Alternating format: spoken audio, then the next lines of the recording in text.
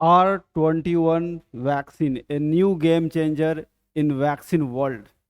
नमस्कार दोस्तों, मैं सौरभ प्रियदर्शी ज्ञान के इस पिटारे में आप सभी का फिर से एक बार इस्तकबाल करता हूं। दोस्तों, आज हम एक बात करने वाले हैं एक न्यू वैक्सीन को जिसे कहते हैं R21 मैट्रिक्स एम, जिसे WHO के द्वारा पिछले कुछ दिन पहले ही अप्रूव किया गया है, जो कि एंटी मलेरिया वैक्सीन है, यानी कि मलेरिया रोधी वैक्सीन है। आज हम इस वैक्सीन के स्पेसिफिकेशन की दोस्तों बात करेंगे और उसके हर पहलुओं को छुएंगे कि R21 वैक्सीन क्या है और क्या इसकी कार्य प्रणाली है। लेकिन इससे पहले दोस्तों हम बात करेंगे मलेरिया की। मलेरिया के बारे में दोस्तों आप सभी को पता है कि ये वेक्टर जनित डिजीज है, और वेक्टर जनित डिजीज उसे कहते हैं जो किसी रोगवाहक के द्वारा फैलाई जाती है, जैसे मच्छर, जैसे चूहा, जैसे कोई फ्लीज या टिक्स यानी कि कोई पिस्सू।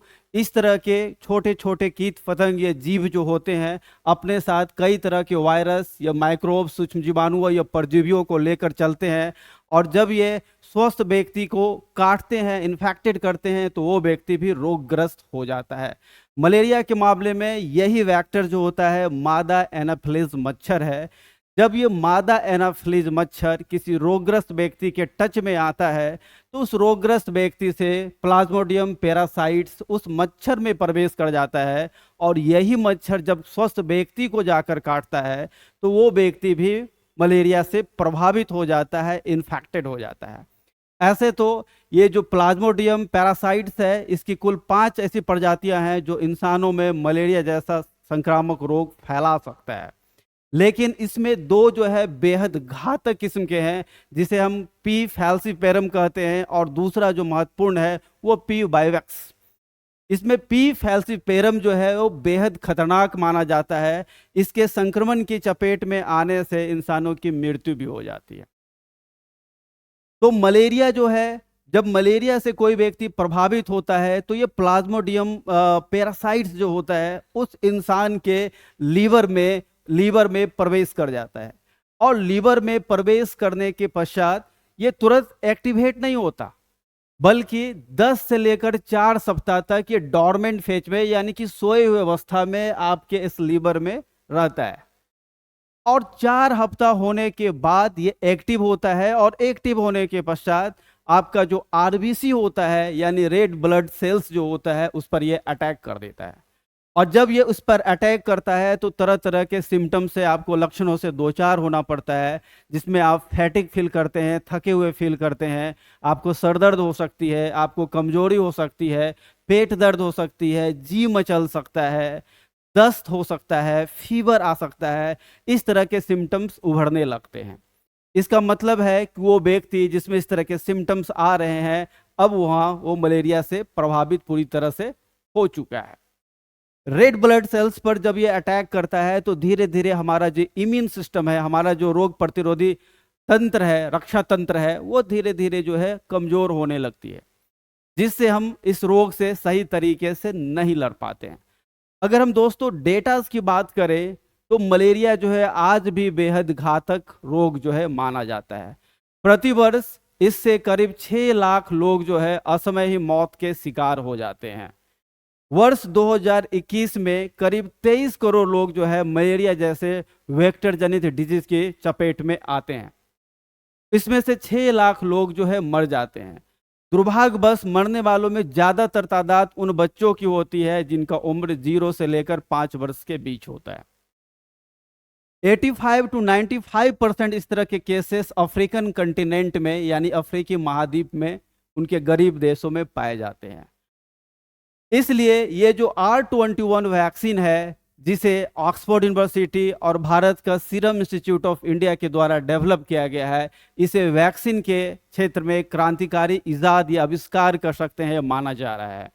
इससे पहले भी मलेरिया का एक वैक्सीन जो है आ चुका था, जो वर्ष 2021 में आया था, जिसे RTS के नाम से जानते हैं, और इसका ब्रांड नेम मार्केट में मॉस्क्यूरिक्स के नाम से जाना जाता है।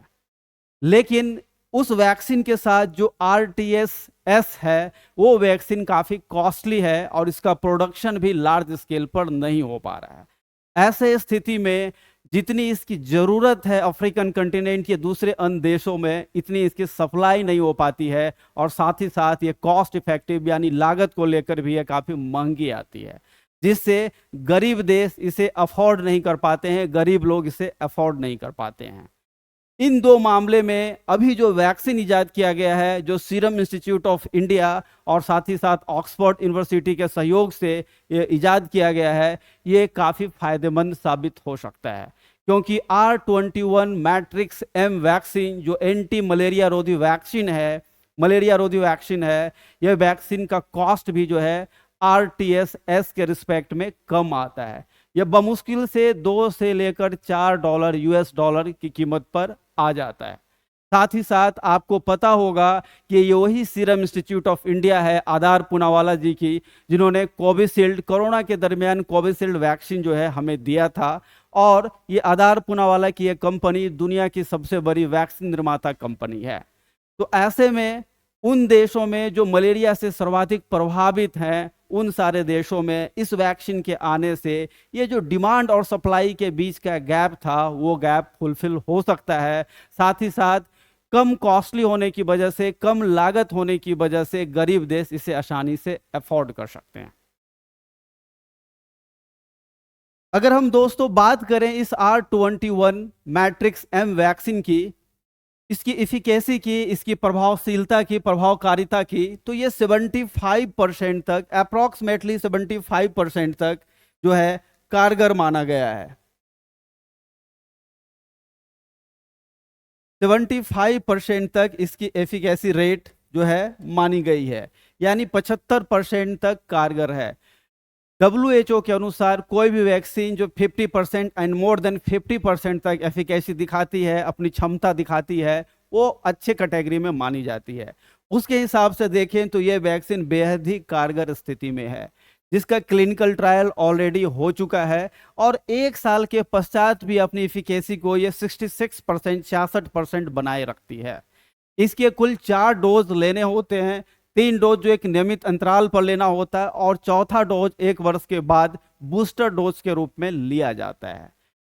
ये तब लिया जाएगा जब मलेरिया से प्रभावित होने का सीजन यानी बारिश का सीजन जो है शुरू होता है, तब इस डोज का जो है आप प्रयोग जो है आप कर सकते हैं। तो एक तरीके से ये जो है बेहद ही किफायती और बेहद ही क्रांतिकारी वैक्सीन है, उन देशों के लिए एक ब्रह्मास्त्र की तरह है जो मलेरिया से सर्वाधिक प्रभावित हैं, और खास करके उन बच्चों के लिए जो 0 से 5 वर्ष की उम्र में ही मलेरिया की वजह से असामयिक मौत के शिकार हो जाते हैं। इसलिए दोस्तों इसे R21 वैक्सीन को गेम चेंजर के नाम से भी जाना जाता है। अगर आपको दोस्तों मलेरिया हो गई है तो ये सिम्टम्स के आधार पर कोई भी व्यक्ति, कोई भी इंसान इसे पहचान सकता है।